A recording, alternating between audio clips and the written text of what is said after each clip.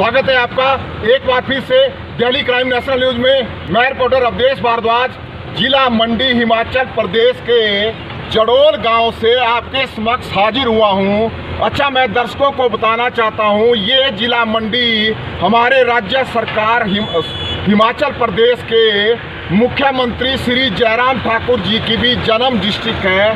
पर आज यहाँ पे क्या कॉम्प्लिकेशन है, आप देख रहे हैं कि ये 4 लेन का निर्माण कार्य शुरू हो रहा है, जो अपने कीरतपुर से लेकर मनाली होते हुए ले तक जाएगा। और आप देख रहे हैं सामने की ये पूरी 4 लेन की मशीनरी यहाँ पे कार्य कर रही है। पर यहाँ पे कॉन्ट्रडिक्शन क्या है मैं बताना चाहता हूँ। तकरीबन 3 दिन पहले मैंने सोशल मीडिया पे देखा, यहाँ पे ये जो बाबा जी खड़े हैं, ये यहाँ पे इनका प्राचीन मंदिर था और ये शिव मंदिर था। इसको 4 लेन कंपनी ने डिसमेंटल करके ना इनको, हालांकि इनसे पूरी बात का जायजा इन्हीं से लिया जाएगा कि क्या यहाँ पे प्रॉब्लम है क्या इनकी मांगे हैं। पर मैं दर्शकों को एक और चीज़ बताना चाहता हूँ, यहाँ पे एक और नेचुरल रिसोर्सेज ऑफ वाटर था और ये रिसोर्सेज तकरीबन कई दशकों से यहाँ पे पानी मुहैया करवा रहा था और पूरे राहगीर यहाँ से पानी भी पीते थे और ड्राइवर लोग नहाते भी थे। तो ऐसी चीज़ें हमारे सामने देखने आती है कि एक तरफ तो पूरी सरकारें अपने विकास के बड़े बड़े दावे करती है, पर ये सारी चीज़ें अननेचुरल एक्टिविटीज़ के नाम से जानी जाती है। और हमारे सामने ऐसी बीमारियां आप देख रहे हैं कि कौन कौन सी असाध्य बीमारियों में से एक कोरोना महामारी पूरे विश्व में इसको लपेटा। और जो बड़े बड़े डॉक्टर और बड़े बड़े साइंटिस्ट दावा करते थे कि हम मुर्दों को भी जिंदा कर देते हैं, तो ऐसी बीमारियां आ रही है। और यहाँ तो मुद्दा उस भगवान का है जिसने इस सृष्टि को अपनाया। पर मैं दर्शकों को ये भी बताना चाहता हूँ कि हालांकि मैं डीसी साहब ऋग्वेद ठाकुर जी को भी फ़ोन किया था, वो मीटिंग में बिजी होने। एट द सेम टाइम यहाँ के जो MLA हैं अपने जम्बाल साहब, वो भी बिजी थे, फ़ोन नहीं उठाया। पर अपने जो सुंदरनगर सदर जोन के SDM साहब हैं अपने राहुल चौहान जी, हालांकि कल भी उनसे बात हुई थी कि इस ज़मीन का जो पैसा था जिस टाइम ये अक्वायर की गई थी उसको दे दिया गया था, पर ये कोर्ट में जमा है और कोर्ट ही डिसाइड करेगा कि किस तरफ किस पार्टी को ये पैसा दिया जाएगा। पर आइए हम बाबा जी से जानते हैं कि उनकी डिमांड क्या है और वो क्या ये अपना पक्ष पूरी दुनिया के सामने हमारे चैनल के माध्यम से रखना चाहते हैं। अच्छा, आइए अब हम मिलते हैं जो बाबा जी यहाँ पे कई वर्षों से सेवाएं देते हैं। और देखिए ये पूरे बाबा निस्वार्थ भाव से सेवाएं देती हैं और ये कंपनियां पता नहीं कहाँ से उठ के आ जाती है और इनके मैनेजर वगैरह ना इनसे बात करते हैं, ना इनकी सुख सुविधाओं के बारे में पूछते हैं। क्योंकि यहाँ पे बात उस सृष्टि के विधाता भोलेनाथ के मंदिर की थी जिसने ये सृष्टि बनाई, और वो क्षमता रखते हैं इस सृष्टि के विनाश की भी। ये आस्था जुड़ी है ना ही यहाँ के क्षेत्रवासियों की, ना यहाँ के बाबाओं की, पर पूरी दुनिया से आस्था जुड़ी है। पर बाबा जी आप बताएं क्या दिक्कत है और आप क्या चाहते हैं? सर्वप्रथम मैं मीडिया के माध्यम से मीडिया बंधुओं को करबंद निवेदन। दूसरा, मैं इस निर्वाचन क्षेत्र सुंदरनगर ग्राम जड़ौल में मैं आज से पिछले हमारे जनता जनार्दन हमारे पंच प्रधान के थ्रू हमको इस जगह का महंताई हमको दिया गया करीब आज से 2006 में। फिर उसके बाद यहाँ पे निरंतर मैं अपने गुरु महाराज अपने गुरु के आज्ञा के अनुसार गुरु भाई का मैं यहाँ पे सेवा करता रहा। हमारे गुरु भाई 2004 में एक्सपायर हो गए हैं। यहाँ के सरकार से और यहाँ के नेशनल हाईवे NH से मेरा करबंद निवेदन है कि हमारा पहले यहाँ रास्ता था, 40 पौड़ी लगा हुआ था, शिव जी का मंदिर था, बाबा जी का समाधि था। हमारा धूना आज भी देखने को यहाँ पे मिलेगा।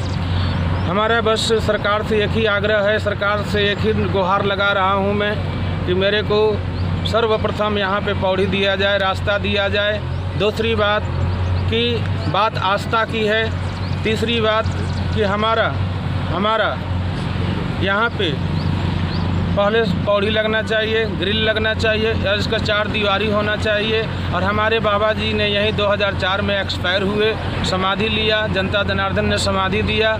उसके बाद हमारे जब 4 लाइन आया तो बाबा जी की समाधि 4 लाइन में सर्वे में नहीं आया हुआ था, मंदिर सर्वे में आ चुका था। बाबा जी के हमारे गैर उपस्थिति में बाबा जी का डेड बॉडी को यहाँ से गायब किया गया। पहली बात हमारे को मांग है उस कंपनी से और उस ठेकेदार से कि हमारे बाबा जी को शरीर तो दे दिया जाए, ताकि हम बाबा जी को शरीर सुचारू रूप से फिर से मैं स्थापना कर सकूं इस जगह के ऊपर। और मेरे को सरकार से और 4 लाइन से मेरे को एक ही निवेदन है कि मेरे को वो मंदिर बना करके दिया जाए बाबा जी का, ताकि मैं दोबारा बाबा जी का मूर्ति ले आकर के प्राण प्रतिष्ठा कर सकूं, ताकि ये हमारे जनता जनार्दन उनकी सेवा से वंचित ना रहें, क्योंकि हम उनके अनन्य सेवक थे, अनन्य भगत हैं और अनन्य सेवक रहेंगे।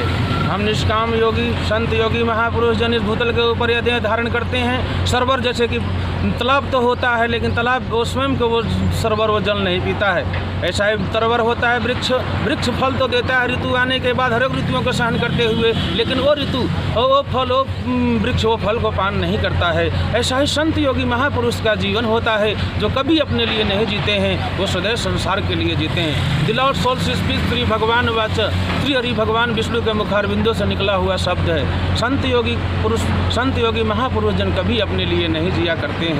साथ में हम ये बोलना चाहते हैं कि भगवान शंकर के कृपा से और हमारे गुरु महाराज के आशीर्वाद से यहाँ के जितने भी गांव, नगर, बस्ती क्षेत्र, इलाका निवासी हैं, सब इस आश्रम से आस्था रखते थे, निष्ठा रखते हैं और सदा सर्वदा रखते रहेंगे। ये मैं पूरे गांव की तरफ से पूरे गांव का प्रतिनिधित्व करते हुए मैं ये वाणी को आप लोगों के समक्ष रख रहा हूँ।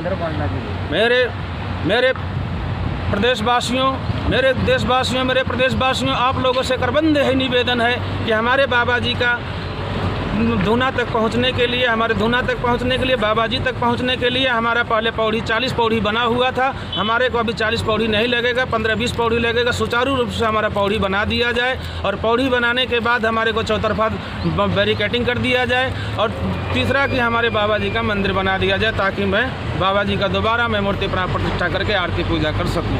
ओम नमो नारायण। भगवान को हमारे तरफ से पूरे प्रदेशवासियों को, देशवासियों को भगवान की इच्छा से, हमारी इच्छा से मैं भगवान से यही प्रार्थना करता हूँ कि हे प्रभु, आप लोगों स्वावलंबी जीवन की मैं कामना करता था, करता हूँ और करता रहूँगा।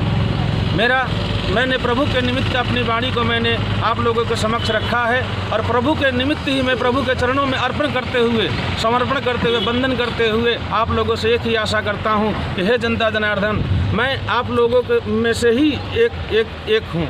इसलिए बस मैं निष्काम भाव से ये देह धारण किया हूँ। हमारा जरूर सुनवाई होनी चाहिए और ख़ास करके सरकार से और ख़ास करके 4 लाइन से। ओम नमो नारायण। हर हर महादेव। भगवान समृद्धि प्रदान करे दत्तात्रेय भगवान।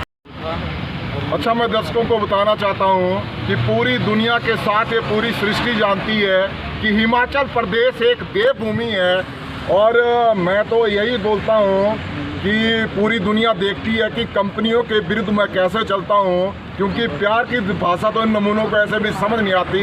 पर मैं यही एक्सेप्ट करता हूँ क्योंकि जैसे अपने एसडीएम साहब ने भी बोला कि जितनी सहायता हम यहाँ पे कर सकते हैं और जितनी भी फैसिलिटी दे सकते हैं उतनी देंगे।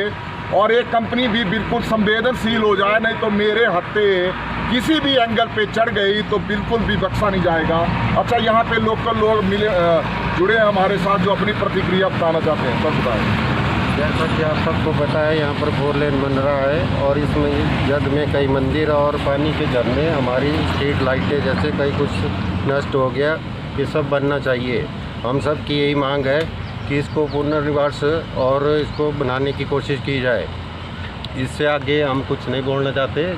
जैसा कि मतलब यहाँ पर बहुत से आम के पेड़ थे, उनको भी नष्ट किया गया बिना वन विभाग की इसकी मंजूरी के बिना काटे गए पेड़ और अपनी मर्जी से मतलब मंदिर तोड़े गए। और ये पानी का हमारा झरना है, वो बहुत पुराना झरना है। यहाँ पर हज़ारों सैकड़ों लोग पानी पी के जाते हैं और यहाँ पूरे गाँव वासियों को पानी पीने की सुविधा कुछ नहीं है। इसके लिए पानी का ये झरना दोबारा यहाँ पर बनना चाहिए। बिल्कुल जी। देखिए भाई साहब ने बहुत बड़ी बात देखी। मैं अपनी डिस्ट्रिक्ट में भी देखता हूँ कि वन विभाग ने बिल्कुल बिना मंजूरी से, अब इनको ज़्यादा पता होगा भाई, पेड़ काट दिए, पर किसी सिविलियन से, आम आदमी ने ऐसा काम किया हो तो ये पूरा के पूरा विभाग जो है ना तांडव करने के लिए पहुंच जाता है। और जब ये ऐसी कंपनियां ऐसे काम यहाँ पे करती है तो इनको बिल्कुल सांप सूख जाता है कोई भी एक्शन लेने के लिए। अच्छा भाई साहब आए, आप बताएं। यहाँ बाबा जी जो हैं 2006 से रह रहे हैं, इन्होंने बहुत अच्छा काम किया। मतलब जो है पूरे मंदिर को संभालते ही रहे, अब भी अच्छा काम कर रहे हैं और इनकी जो मांग है वो पूरी की जानी चाहिए। ठीक है। अच्छा आए भाई साहब, अगले आए, सर बताएं। नमस्कार जी। पौड़ी, ये मंदिर पौड़ी लगनी चाहिए जी, बाबा जी की मांग पूरी होनी चाहिए। और जो पानी का स्थल है ये भी बढ़ना चाहिए और मंदिर भी बढ़ना चाहिए। चारों साइड से दीवार लगनी चाहिए और 4 लाइनों ने जो मतलब यहाँ पर हुड़दंग मचाया हुआ है वो रुकना चाहिए और हर एक लोगों को फैसिलिटी मिलना चाहिए। बाबा जी का मंदिर बढ़ना चाहिए। ठीक है सर, आए आप।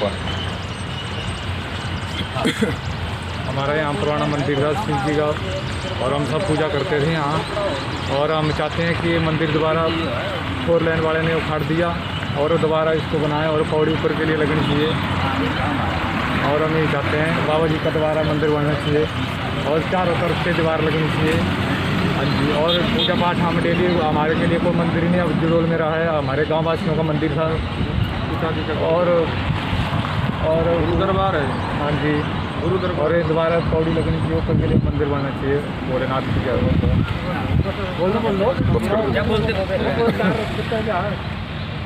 ये हमारे बाबा जी का मंदिर 50 सालों से बना हुआ था और हम ये चाह रहे हैं जो पौड़ी रीति रिवाज के अनुसार जो मंदिर बना हुआ है यहीं स्थापित रहना चाहिए।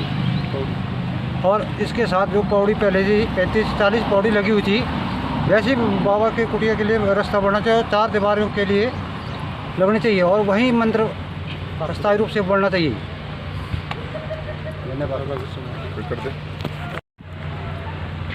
अच्छा, मैं दर्शकों को बताना चाहता हूँ कि तकरीबन 1 महीने पहले जब हमने एसीसी में स्ट्राइक की थी तो जिला प्रशासन की तरफ से वहाँ पे तहसीलदार साहब आए थे, तो हमारे HR हेड ने बोला था कि जब भी कंपनी लगती है या कार्य करती है तो मेरिट और डीमेरिट दोनों होती है।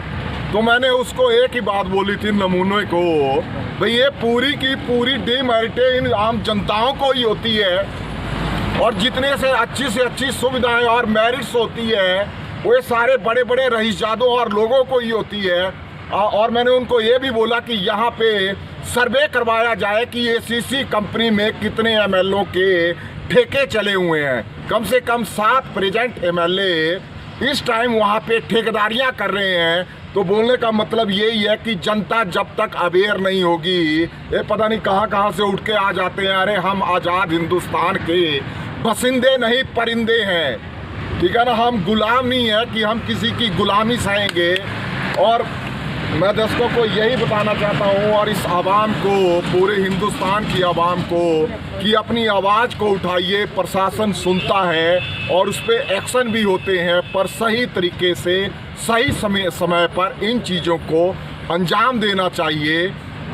चैनल पर बने रहने के लिए धन्यवाद। जय हिंद, जय भारत।